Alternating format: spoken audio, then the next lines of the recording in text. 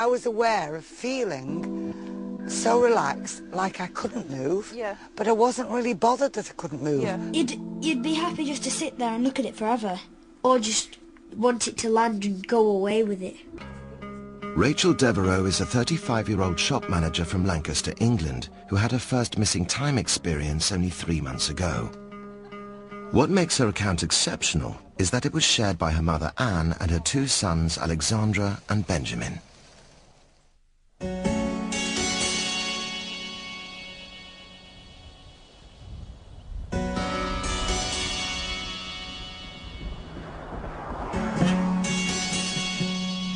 We've been to the Little Chef and we just had our tea there, an evening meal.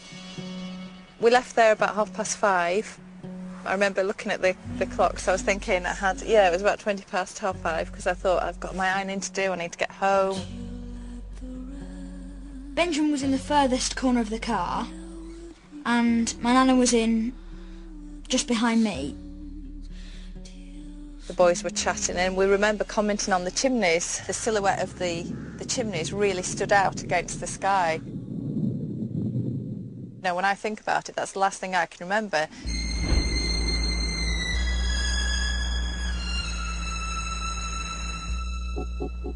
The next thing I remember is just seeing this awesome bright light. I saw it going up and then it hovered right above the car. It doesn't make sense even, when I talk about it, but we all felt that it was like just this absolutely overwhelming love that you just felt from it. You'd be happy just to sit there and look at it forever, or just want it to land and go away with it. Yeah, and leave everything else behind.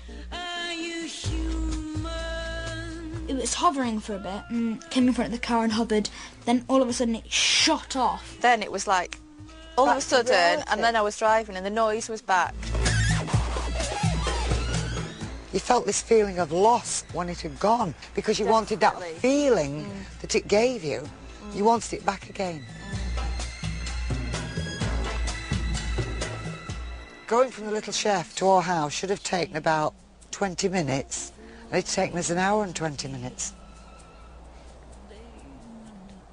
There's facts that I've gone over and over and over in my head and tried to rationalise and tried to fit into what we know as the world today and everything, and it just doesn't fit.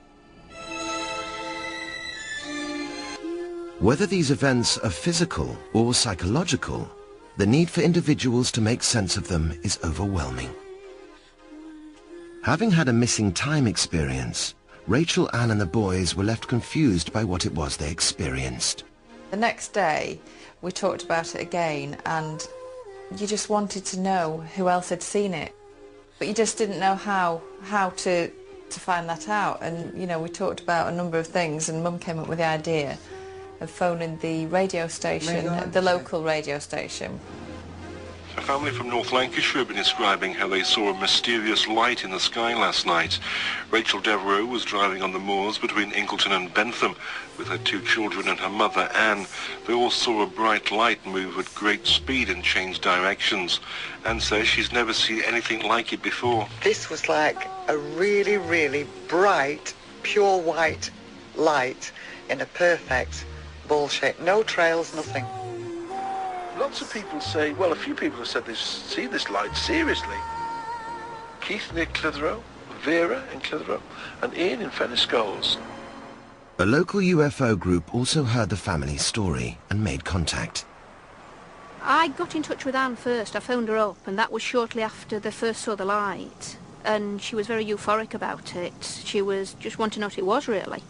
The UFO group were able to help Rachel and Anne document the events of the night, but the emotional support they could offer was limited. We're a local UFO group. We're not professionally qualified at all. And I think it would be quite difficult for someone to go to their MP, the GP. There isn't anyone who can deal with people who've got a strange experience like this. I think they'll want to get answers to what happened to them during that time. Whether they will do is open to question.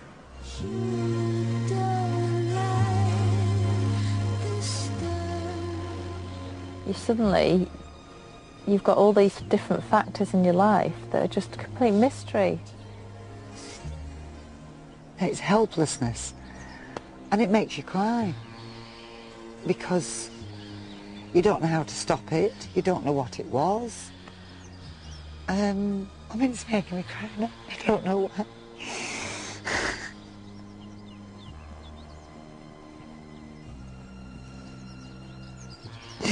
I don't know why I'm crying.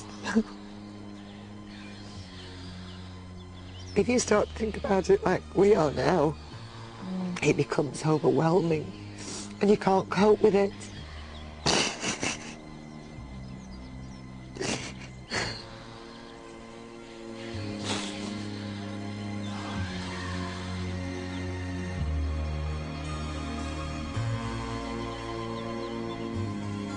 I mean, they can mock you, the sceptics can say, oh, you've all got false memories and you all imagined it. But I know I didn't, because I know how it's made me feel inside. More than anything, it's just wanting to make sense of it. That's the feeling it gives you.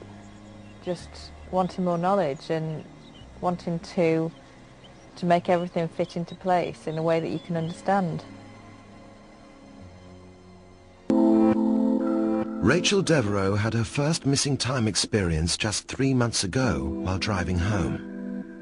Having looked into the phenomenon, she has decided to take a bold but common step for people who have had this type of encounter. Hi. Hi. She's going to have hypnotic regression. I'm feeling quite nervous about it, about the regression, but also quite excited. Right, so you might not have done this before, but I've done it a few thousand times.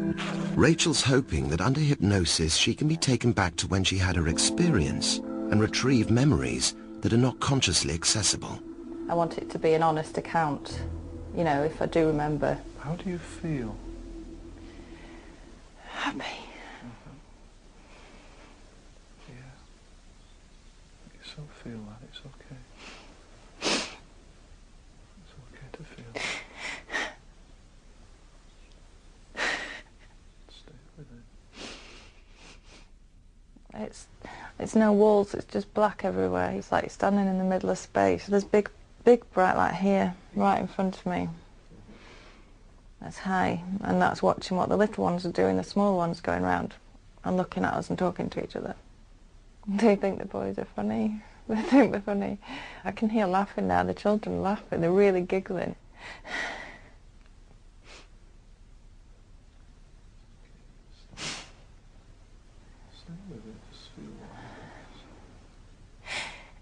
I'm scared for the children. But the light's there and it's just telling me it's fine and we're not going to hurt them. They're your children. They're your children, yeah, that's fine. Yeah. Just feel yourself coming back more and more alert. Good, well done. How do you feel? Wow. I can't believe how real that felt. From my perspective, having completed thousands of regressions over the years, she didn't fabricate that. She didn't pretend to cry. Speechless. I'm just kind of speechless. Do I believe everything that happened? I'm sort of 90% there, yeah. But it was real.